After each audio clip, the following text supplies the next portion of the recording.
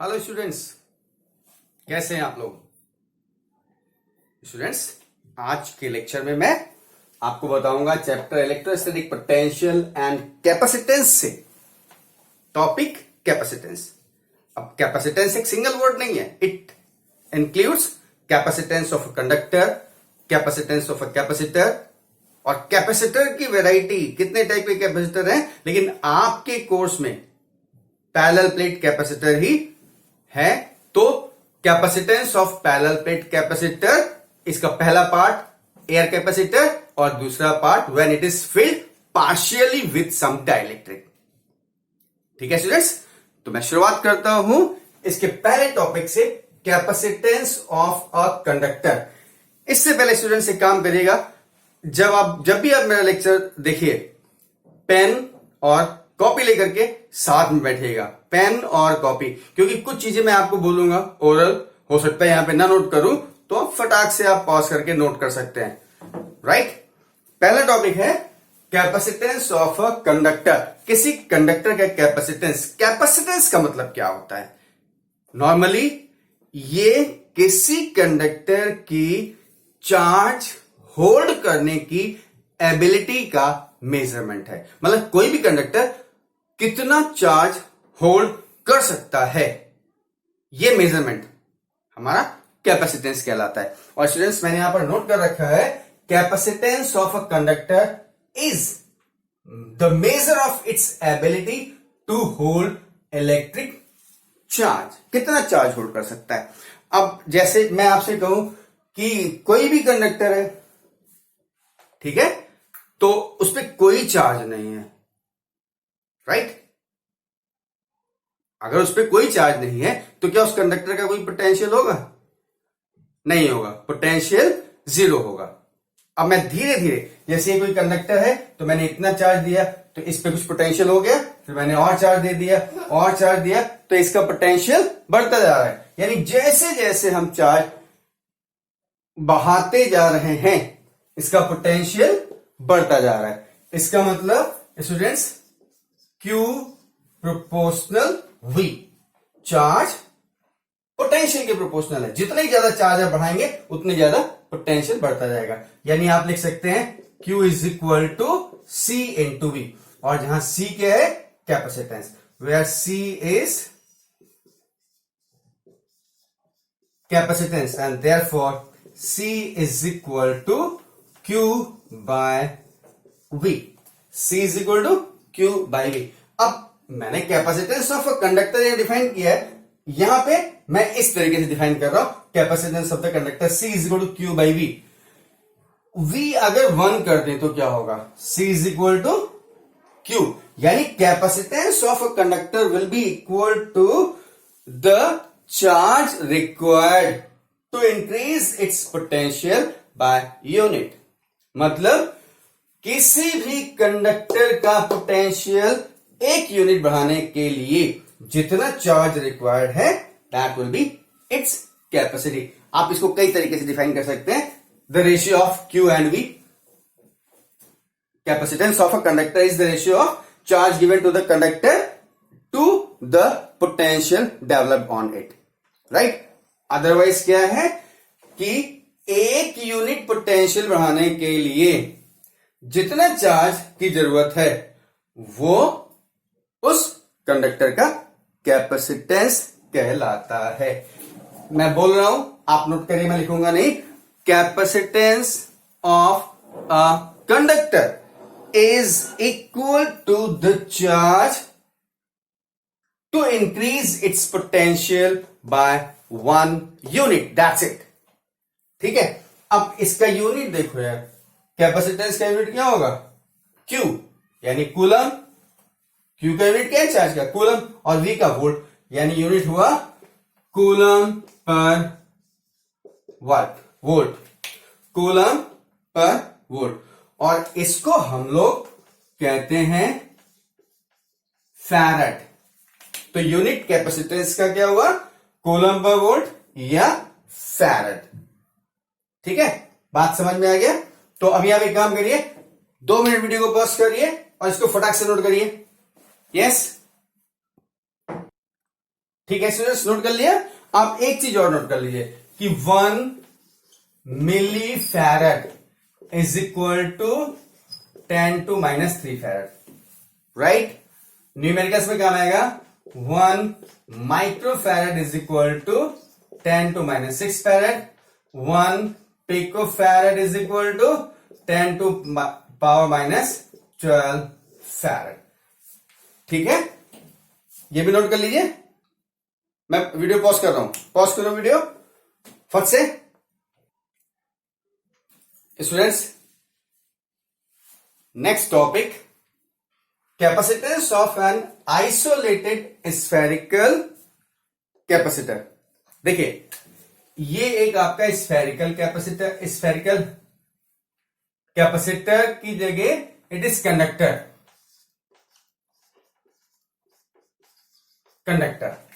ये कंडक्टर है, ठीक है। हमने क्या किया, इसको चार्ज दिया +Q, और इसका स्टेटमेंट लिखूंगा नहीं बेटा, कितना चार्ज है +Q, और इसका रेडियस क्या है R,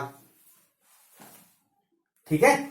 R की जगह अगर हम A ले लें, चलो रेडियस इसका ले रहे हैं स्मॉल a, तो सीधे let a spherical conductor of radius a is having +Q charge. अब देखिए, ये चार्ज इसकी सरफेस पे है, तो क्या होगा, electric lines of forces will go outward. Yes, positive charge है तो इलेक्ट्रिक लाइन्स ऑफ फोर्स कहां जाएंगी, सब बाहर जाएंगी ना, प्लस से आउटवर्ड जाती है, राइट। तो अगर इन लाइन्स को हम बैकवर्ड प्रोड्यूस करें तो आप देखोगे कि these all the lines meet at the centre of the conductor. ये पॉजिटिव चार्ज से इलेक्ट्रिक लाइन्स ऑफ फोर्स बाहर निकल रही है, इनको जब हम बैकवर्ड प्रोड्यूस कर रहे हैं तो ये सेंटर पे मिल रही है। तो ऐसे अपीयर हो रहा है कि पूरा का पूरा चार्ज यहां इस सेंटर पे सिचुएटेड है, और इस जो कंडक्टर स्फेरिकल है उसका रेडियस क्या है a। तो अब आप देखो, अगर मान लीजिए सारा का सारा क्यू चार्ज सपोज करिए यहां पर है, तो यहां से a डिस्टेंस पर पोटेंशियल क्या होगा, v is equal to 1/4πε0 q by a। ये क्या है, this is potential at surface, ठीक है। चार्ज +Q दिया, सरफेस पे डिस्ट्रीब्यूट हुआ, और इलेक्ट्रिक लाइन्स ऑफ फोर्स ऐसा लग रहा है कि सेंटर से आ रही है, तो हम मान सकते हैं कि सारा चार्ज यहां रखा हुआ है, तो इससे a डिस्टेंस जो कि रेडियस है कंडक्टर का, पर पोटेंशियल क्या होगा, this will be this one. अब मुझे चाहिए क्या, capacitance of an isolated spherical conductor. तो हमेशा याद रखना कि we know that C is equal to Q by V. C is equal to Q by V. Yes? V की वैल्यू पुट कर दें, तो C is equal to Q upon V, 1/4πε0 Q by A। और मुझे लगता है ये Q cancel हो जाएगा, तो C is equal to 4πε0 A, and this is farad. All students, this is the capacitance of isolated spherical conductor। ये isolated का मतलब समझते हैं, इस पर किसी दूसरे कंडक्टर का कोई इफेक्ट नहीं, एकदम सेपरेट है, अलग, राइट, ठीक है। तो इसका कैपेसिटेंस क्या आ रहा है, 4πε0 A। ये इस बार स्टूडेंट्स ऑब्जेक्टिव क्वेश्चंस आएंगे, multiple choice, fill in the blanks या ट्रू फॉल्स, तो हो सकता है इन क्वेश्चंस पे भी बन जाए, इसलिए ध्यान रखिएगा। C is equal to 4πε0 A। इसका मतलब क्या हुआ, ये सारा टर्म कांस्टेंट है। अब आप देख लीजिए एक चीज और, 4πε0 की वैल्यू क्या हो जाएगी, 1/9 × 10⁹। याद करिए, 1/4, ये जो लिखा हुआ इसकी वैल्यू 9 इंटू 10⁹ होती है ना, तो 4πε0 की क्या वैल्यू हो जाएगी 1/9 इंटू 10⁹, और जो कि कांस्टेंट है, and therefore C proportional A। इसका मतलब अगर कंडक्टर का रेडियस ज्यादा बड़ा है तो उसकी कैपेसिटेंस ज्यादा होगी, right? Clear students? Now it's your turn, pause the video and note the details. सब वीडियो पॉज करके पूरा नोट कर लिए, और अगर नहीं समझ में आता है तो आप इस वीडियो को बार बार देखिए। कोई डाउट हो you can ask question. Clear? YouTube एक प्लेटफॉर्म है जहां आप, या क्लासरूम एक प्लेटफॉर्म है जहां आप कोई भी डाउट क्लियर कर सकते हैं। Pause the video. Yes students, conductor का कैपेसिटेंस मैंने बता दिया, कैपेसिटेंस डिफाइन किया, and now this is capacitor. Capacitor क्या है? दो कंडक्टर्स का अरेंजमेंट है जो सफिशिएंट अमाउंट ऑफ चार्ज और एनर्जी स्टोर कर सके। देखिएगा, capacitor is an arrangement of two conductors separated by an insulating medium that is used to store electric charge and electric energy. यानी दो कंडक्टर से बना हुआ अरेंजमेंट है जो सेपरेट है, दोनों कांटेक्ट में नहीं है, दोनों सेपरेट हैं, और उनके बीच में कोई डाइलेक्ट्रिक मीडियम, इंसुलेटिंग मीडियम है, और इंसुलेटिंग मीडियम दैट में बी एयर या कोई डाइलेक्ट्रिक हो सकता है, वो डिपेंड करेगा, उसकी बात हम बाद में करेंगे। और ये sufficient amount of charge store कर सकता है और इलेक्ट्रिकल एनर्जी को भी स्टोर कर सकता है। इसको शो कैसे करेंगे सर्किट डायग्राम में? कैपेसिटर जैसे हम इसको ऐसे बनाते हैं ना, तो ये तो आपका सेल हो गया, बस सेल के ही तरीके से है, लेकिन इसकी दोनों प्लेट्स बराबर होती हैं, और ये हमारा फिक्स कैपेसिटर है। और जब कैपेसिटर पे ऐसे हमने लाइन खींच दिया तो ये वेरिएबल कैपेसिटर का सिंबल है, इसको ध्यान रखिएगा। एक चीज स्टूडेंट्स, जैसे मैंने यहां कहा capacitor is an arrangement of two conductors. अब मैं आपसे पूछ रहा हूं, क्या कैपेसिटर एक कंडक्टर का अरेंजमेंट नहीं हो सकता है? तो ही कंडक्टर चाहिए? क्यों नहीं हो सकता है? हम एक कंडक्टर को कैपेसिटर ले सकते हैं, और ये एज्यूम करें कि दूसरा कंडक्टर हमारा इनफाइनाइट डिस्टेंस पे रखा हुआ है, ठीक है? दूसरा कंडक्टर इन्फिनिटी पर है, तो एक कंडक्टर को भी कंसीडर कर सकते हैं, लेकिन ये कंसीडरेशन तभी पॉसिबल है जब हम दूसरे को इन्फिनिटी पर माने, राइट?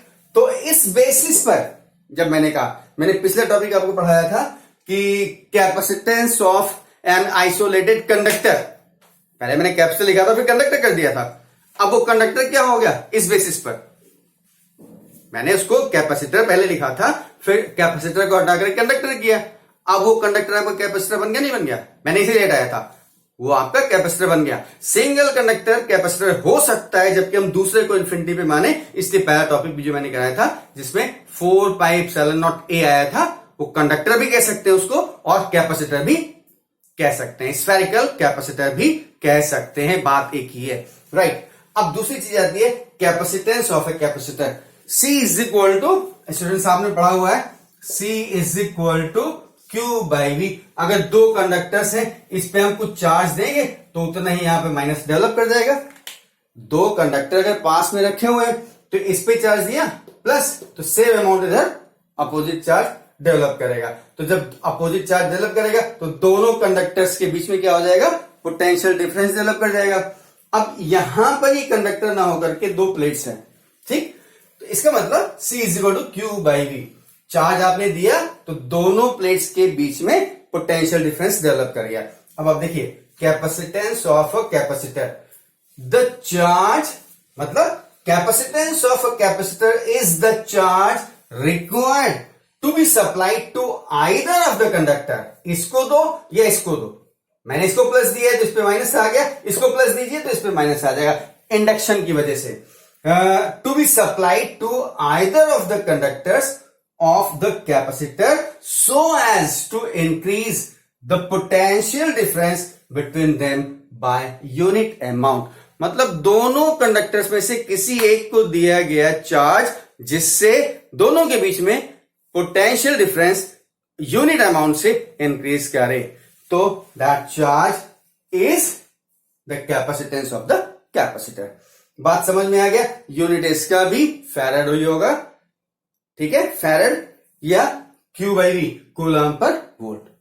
ठीक है, तो मैं इसको वीडियो पॉज कर रहा हूं, वीडियो पॉज कर आप करिए और पॉज करके ये डेफिनेशन नोट कर लीजिए, ये नोट कर लीजिए, ये फॉर्मूला आपको मालूम ही है, ये डायग्राम्स हैं कैपेसिटर वेरिएबल कैपेसिटर, इसको नोट कर लीजिए। स्टूडेंट्स, अब मैं आपको बताने जा रहा हूं कैपेसिटर। तो अगर हम टाइप्स ऑफ कैपेसिटर की बात करें तो जैसे पैरेलल प्लेट कैपेसिटर हो गया, भाई दो ऑब्जेक्ट्स हैं सेपरेटेड बाय सम डिस्टेंस, वो पूरा अरेंजमेंट कैपेसिटर होगा। तो किसी भी शेप का हो सकता है। तो एक पैरेलल प्लेट कैपेसिटर, जैसे दो प्लेट्स ऐसे रखी हुई हैं, दोनों पैरेलल प्लेट हैं, आमने सामने रखी हुई है, तो ये हो गया पैरेलल प्लेट कैपेसिटर। यही एक स्फीयर है और इसके ऊपर एक और स्फीयर, एक ही सेंटर दोनों के कॉन्सेंट्रिक, तो ये स्फेरिकल कैपेसिटर। कहने का मतलब कैपेसिटर्स कई तरीके के हो सकते हैं, लेकिन आपके जो रिवाइज सिलेबस है उसके हिसाब से केवल आपका पैरेलल प्लेट कैपेसिटर ही कोर्स में है। तो मैं पैरेलल प्लेट कैपेसिटर का कैपेसिटेंस बताने जा रहा हूं। पहली बात तो पैरेलल प्लेट कैपेसिटर क्या है, डायग्राम आप देख रहे हैं कि दो प्लेट्स हैं एक दूसरे के पैरेलल रखी हुई हैं, ओवरलैप करती हुई, राइट। ये दोनों प्लेट्स एक दूसरे को ओवरलैप कर रही हैं। अब मैंने आपसे पहले भी कहा था कि किसी को भी चार्ज दो, तो मैंने इसको प्लस चार्ज दे दिया, तो इंडक्शन की वजह से यहां पर same amount of negative charge develop कर जाएगा, राइट। अब दोनों में चार्ज हो गया तो इसका मतलब दोनों के बीच में क्या हो जाएगा, पोटेंशियल डेवलप कर जाएगा ना। और पहली बात यह है कि इसके बीच में इलेक्ट्रिक फील्ड कहां से कहां, प्लस से माइनस की ओर, है ना। ये इलेक्ट्रिक फील्ड डेवलप कर जाएगी इन दोनों प्लेट्स के बीच में। तो स्टूडेंट्स देखिए, मान लीजिए कि एक कैपेसिटर पैरेलल प्लेट कैपेसिटर है जिसकी कैपेसिटी C है और प्लेट का एरिया, ये area A, area of the plate A, और दोनों प्लेट के बीच की डिस्टेंस क्या है, D। तो इस पैरेलल प्लेट कैपेसिटर का, और इसके बीच में क्या है, एयर फील्ड है, कोई डाइलेक्ट्रिक मीडियम नहीं है, only air is in between the plates. तो अब देखिए कि हमको इस parallel plate capacitor, air capacitor की कैपेसिटी फाइंड करनी है, यानी कैपेसिटेंस फाइंड करना है ना। तो दिमाग तुरंत चलाइए, क्या C is equal to Q by V, rough बता रहा हूं, C is equal to Q by V. तो चार्ज तो आपने Q ही दिया है यहां पर, ठीक है ना, ये प्लस Q दिया तो यहां माइनस Q डेवलप कर गया, V चाहिए, और V क्या होता है, V is equal to E into D. अगर आपको V निकालना है तो V is equal to E into D, distance दी हुई है, यानी फाइनली आपको E निकाल ले। तो शुरुआत क्या करनी है, E से शुरुआत करते हैं। तो देखिए ये कॉन्सेप्ट है और यहीं से शुरू हो जाएगा। जैसे there is parallel plate capacitor, capacitance C, area of plate A and separation between D, उनके बीच की सेपरेशन कितना है, D। तो ऐसी कंडीशन में आपने गॉस थ्योरम से पढ़ा स्टूडेंट्स कि एक इनफाइनाइट यूनिफॉर्मली चार्ज शीट है, वो कितना इलेक्ट्रिक फील्ड डेवलप करती है, और उसके बाद दो पैरेलल प्लेट के बीच में कितना फील्ड होता है। तो आपने निकाला था, अगर एक दोनों प्लस है, इस पे प्लस है, इस पे प्लस है, तो इनके बीच में इलेक्ट्रिक फील्ड क्या होगा, दैट विल बी जीरो। लेकिन एक प्लस है और एक माइनस है, तो इनके बीच में इलेक्ट्रिक फील्ड क्या हो जाएगा, sigma upon epsilon nought. Then electric field between the plates will be, क्या होगा, E is equal to sigma upon epsilon nought. कोई डाउट नहीं। अब सिग्मा क्या होता है, सिग्मा क्या है, surface charge density, but sigma is equal to Q by A, तो therefore E is equal to Q upon A epsilon nought, and this is the electric field between the plates. Epsilon not क्या है, permittivity of the free space या air. कोई doubt. अब आपको इसके बीच में electric field पता चल गई है ना, इलेक्ट्रिक फील्ड पता चल गई। तो हमको क्या चाहिए, अब इन दोनों प्लेट्स के बीच में potential difference, and therefore V is equal to E into D. ये मालूम है V is equal to into D, तो अब E की वैल्यू रख दें, is equal to Q upon A epsilon nought into D, और ये हो गया V। ठीक है, हमको क्या चाहिए, capacitance of the parallel plate capacitor, and therefore capacitance of parallel plate capacitor C is equal to Q by V, और V क्या है, ये is equal to Q by, और V की जगह Q upon A epsilon nought into D, और ये cancel हो गया Q Q, तो what will get, C is equal to A epsilon not upon D, right. And यहां पे मैं फिर से लिख दे रहा हूं, C is equal to A epsilon not upon D. Students, this is the formula for the capacitance of parallel plate capacitor, और मुझे नहीं लगता किसी को कोई डाउट है, सीधा सा कॉन्सेप्ट, C निकालना है, C is equal to Q by V, यानी V निकालना है, V is equal to E into D, यानी E निकालना है, बस प्लेट्स के बीच में E ये होता है, और बाकी का स्टेप यहां पर मैंने किया हुआ है। अच्छा, इसको अब, ये तो फॉर्मूला हो गया, दिस इज फैराड। अब एक चीज मैं इसी से बता दे रहा हूं कि capacitance of parallel plate capacitor किस पे डिपेंड करता है, it is directly proportional to the area of the plate. Yes, जितना ही प्लेट का एरिया ज्यादा होगा उसका कैपेसिटेंस ज्यादा होगा। Second thing, inversely proportional to the distance between them, जितनी डिस्टेंस ज्यादा होगी कैपेसिटेंस कम हो जाएगा। ठीक है, डिस्टेंस ज्यादा,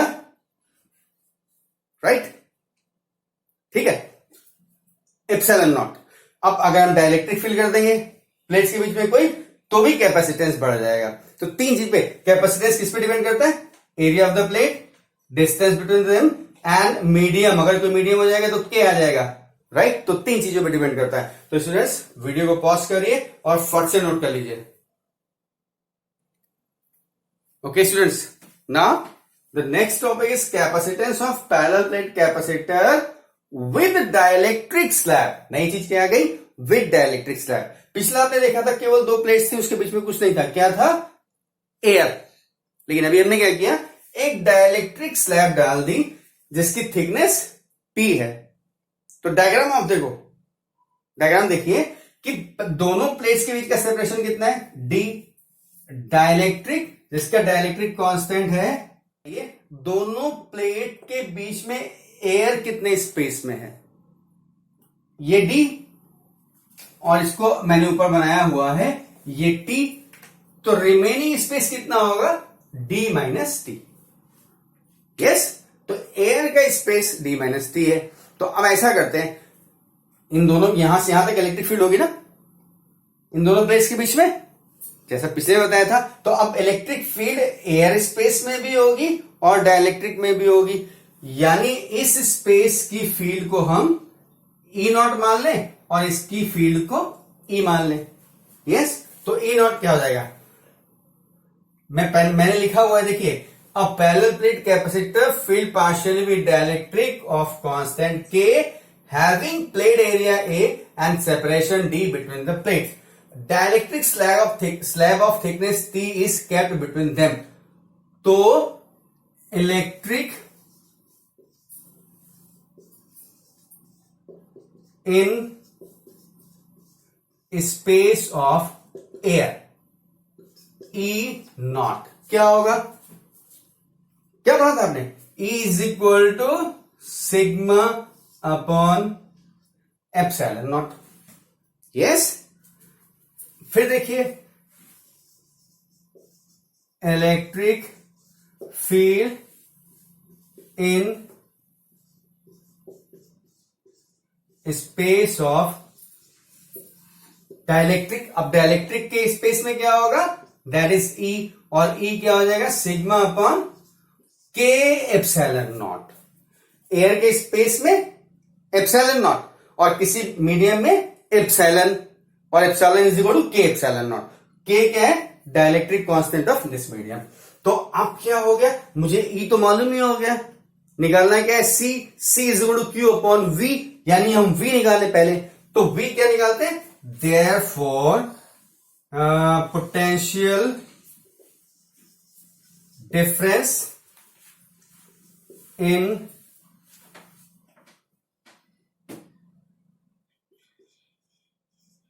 space of air, V is equal to epsilon naught, V is equal to E into D होता है ना, और D क्या है? D माइनस टी, तो E naught into D minus T. और ऐसे ही potential difference in space of dielectric क्या हो जाएगा? इसको हम लोग V नॉट ले रहे हैं, और दूसरा क्या ले लेते हैं? V dielectric. तो ये क्या हो जाएगा? This will B E into T. बात समझ में आ गया? तो अब नेट पोटेंशियल डिफरेंस क्या हो गया? देखो पहले हमने क्या किया कि एयर वाले स्पेस में इलेक्ट्रिक फील्ड निकाल लिया, उसके बाद डाइलेक्ट्रिक वाले स्पेस में इलेक्ट्रिक फील्ड निकाल लिया, और इसके हेल्प से एयर वाले स्पेस में पोटेंशियल डिफरेंस V नॉट और डाइलेक्ट्रिक वाले में पोटेंशियल डिफरेंस V निकाल लिया। ठीक है, तो अब इस प्लेट के बीच में नेट पोटेंशियल क्या हो जाएगा? Therefore net potential difference between plates क्या मान लें? V dash is equal to V nought plus V nought plus V, and that is what? E naught D minus T plus E into T। ठीक है, अब value E not की रख दें, तो ये क्या हो जाएगा? Sigma upon epsilon not D minus T plus E की जगह सिग्मा अपॉन के एप्सिलॉन नॉट इंटू टी। ठीक है, तो अभी क्या करते हैं, हम लोग कॉमन ले लेते हैं सिग्मा अपॉन एप्सिलॉन नॉट, तो बचता क्या है?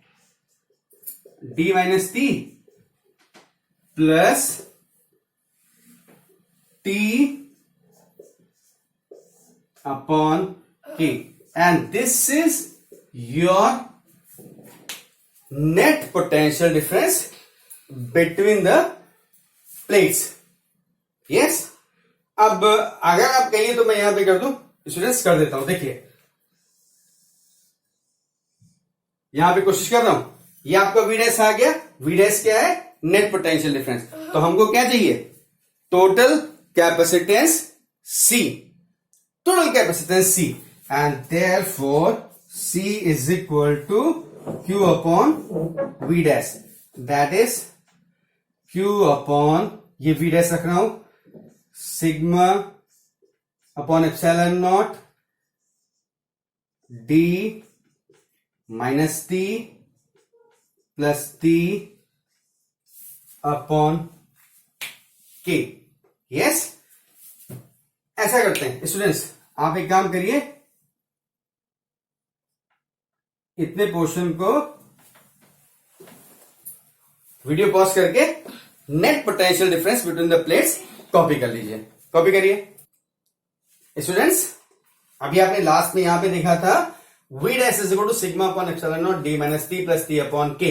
ये क्या है? ये पार्शियली फिल्ड डाइलेक्ट्रिक स्लैब से जो कैपेसिटर है उसके बीच जो पोटेंशियल डिफरेंस डेवलप कर रहा है, हम सिग्मा की वैल्यू रख देते हैं। एक और काम करते हैं, इसको 1 नहीं करते हैं, V dash is equal to sigma is equal to Q by A, sigma is equal to Q by A, और एप्सिलॉन नॉट यहां पे ही है D minus T plus T upon K. इसको 1 करते हैं, ये हो गया net potential difference between two plates. तो हमको कैपेसिटी चाहिए ना, देयरफॉर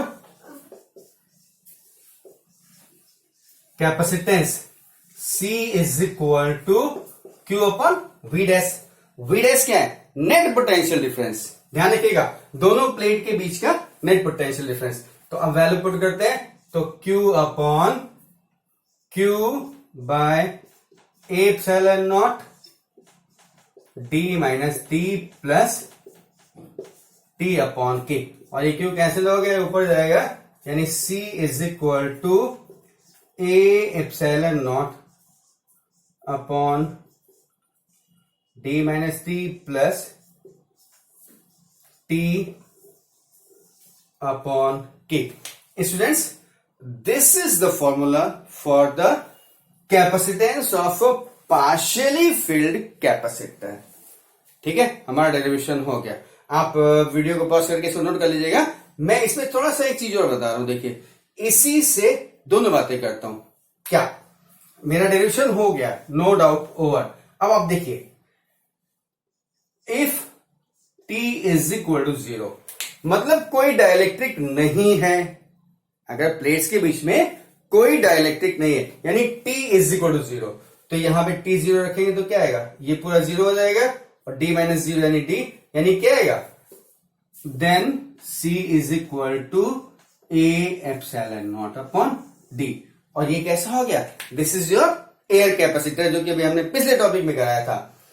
मैंने क्या कहा? If T is equal to 0, T 0 का मतलब डाइलेक्ट्रिक स्लैब की थिकनेस 0, यानी इन दोनों प्लेट्स के बीच में डाइलेक्ट्रिक स्लैब नहीं है, यानी प्योर एयर भरी हुई है। तो कंप्लीट एयर की कंडीशन में हम पिछला केस कर चुके हैं, A epsilon not upon D, right. अच्छा, condition 2, if T is equal to D, ये थिकनेस पूरी प्लेट के अंदर कंप्लीटली फिल्ड हो, तो अब यहां रखो तो क्या हो जाएगा? T is equal to D कर देंगे, तो ये D माइनस D क्या हो जाएगा?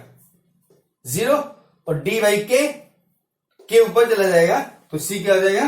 Therefore C is equal to A epsilon nought, ये 0, D upon K, that is C is equal to A epsilon nought K upon D। सीधा सीधा क्लियर है, दिखाई दे रहा है कि एयर कैपेसिटर का कैपेसिटेंस ये होगा, और डाइलेक्ट्रिक वाले कैपेसिटेंस का कैपेसिटेंस K टाइम्स हो जाएगा। ठीक है ना, एयर कैपेसिटर का K टाइम्स हो जाएगा। इन दोनों से क्लियर है ना? ये एयर कैपेसिटर है, इसको हम C नॉट कर दें, और ये डाइलेक्ट्रिक कैपेसिटर है, तो C रिलेशन निकाली तो क्या हो जाएगा? C is equal to C nought into K, यानी K टाइम्स। अगर इसको ये वैल्यू पुट कर दे तो क्या हो जाएगा? ये देता है C is equal to K C nought, right. तो ये एक्स्ट्रा है, रिलेट करने के लिए, कॉन्सेप्चुअल है।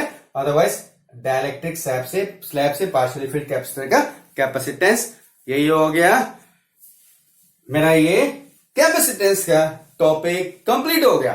Now you pause the video और इसको कंप्लीटली नोट करिए और अच्छे से पढ़ाई करिए। Thank you, God bless you.